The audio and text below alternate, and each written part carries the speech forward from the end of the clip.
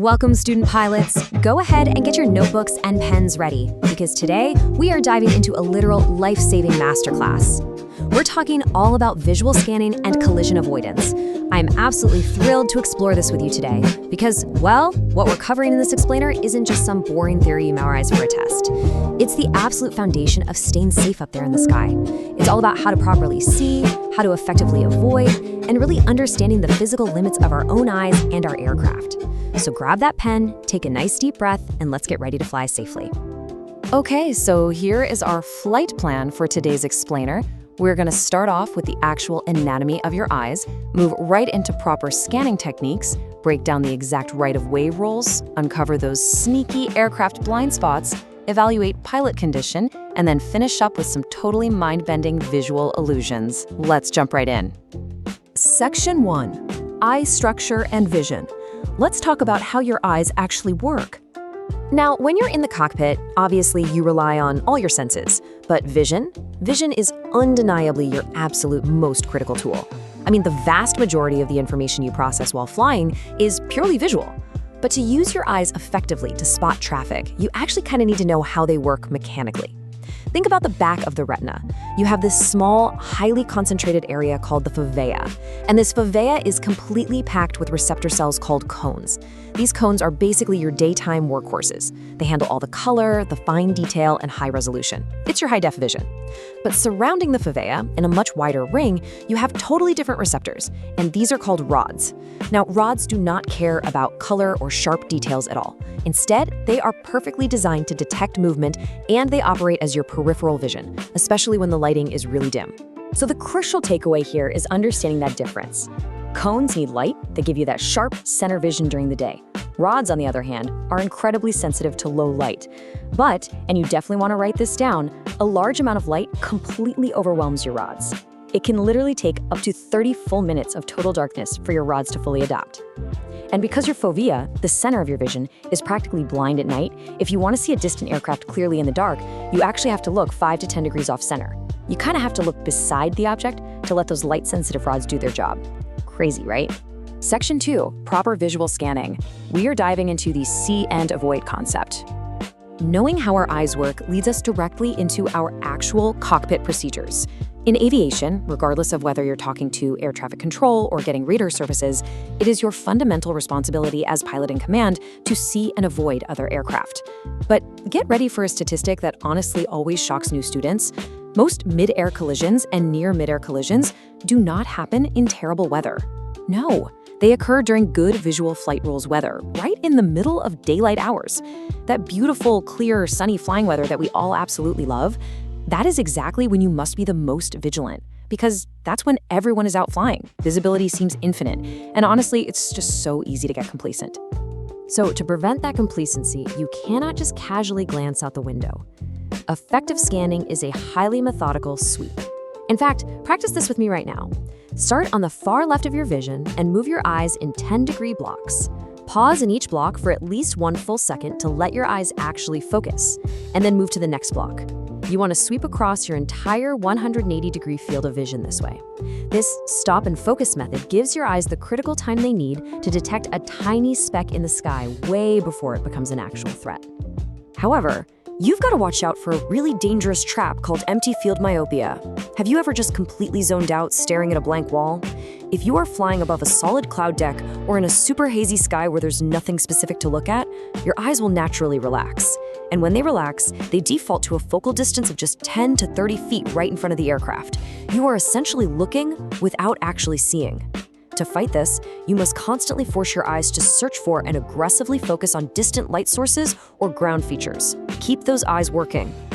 Moving on to Section 3, avoidance and right-of-way. Let's go over the precise rules of the sky.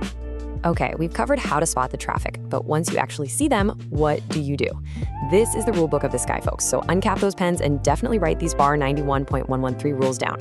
First up, any aircraft in distress always has the ultimate right-of-way, no questions asked. Second, for converging aircraft of different categories, remember this hierarchy. Balloons beat gliders, gliders beat airships, and airships beat engine-driven aircraft. The less maneuverable aircraft always wins. Third, if you're approaching someone head-on, both of you turn right.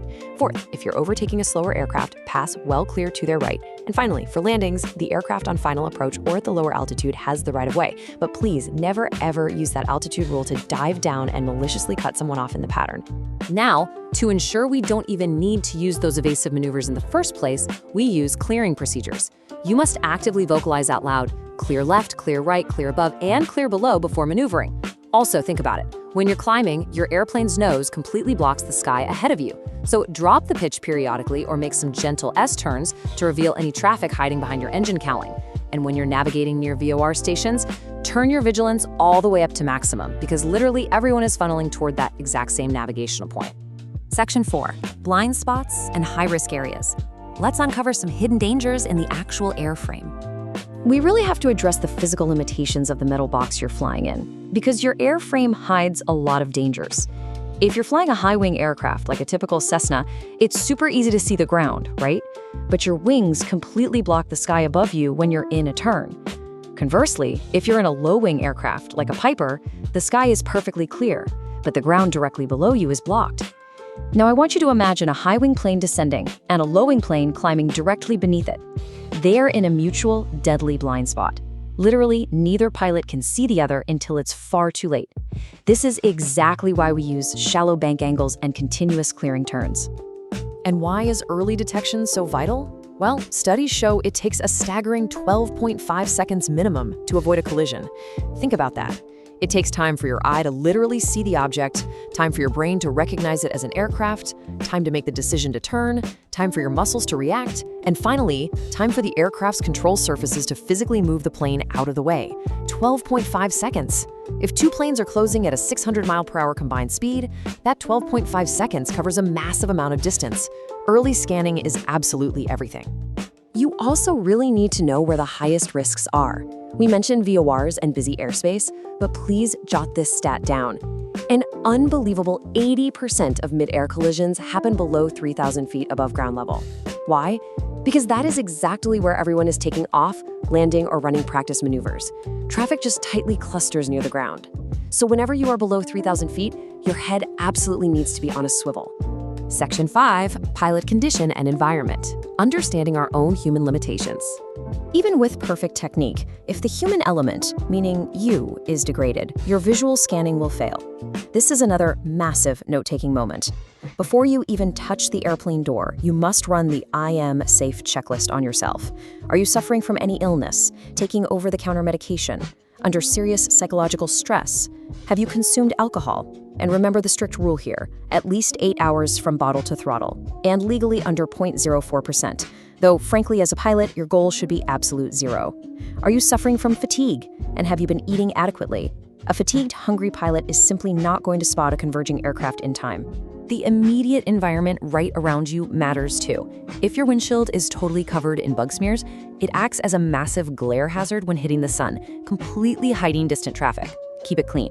And here's a fantastic pro tip for preserving your hard-earned dark adaptation at night. If you need to turn on a bright flashlight in the cockpit to read a chart or something, close one eye tightly. The closed eye will preserve its dark adaptation, allowing you to safely scan outside again once that light is off. Finally, Section 6, visual illusions in flight. Let's look at some truly mind-bending concepts. This is the part where your brain completely misinterprets the perfectly good images your eyes are sending it. I highly encourage you to write these specific comparisons down. Your brain expects a runway to look a certain normal width. If you fly into an airport with a much narrower runway than you were used to, the visual perspective tricks your brain into thinking you're much higher than you actually are. Because you feel too high, you instinctively push the nose down, resulting in flying a dangerously low approach. Conversely, a wider than usual runway makes you feel low, leading you to pitch up and fly too high. The exact same dangerous illusion happens with the physical slope of the terrain. If you're approaching an upsloping runway, that sight picture creates the powerful illusion that you are way too high. Again, you push the nose down, risking a short landing.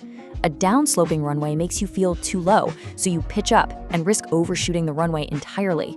You absolutely have to know your runway dimensions and slopes before you even enter the pattern.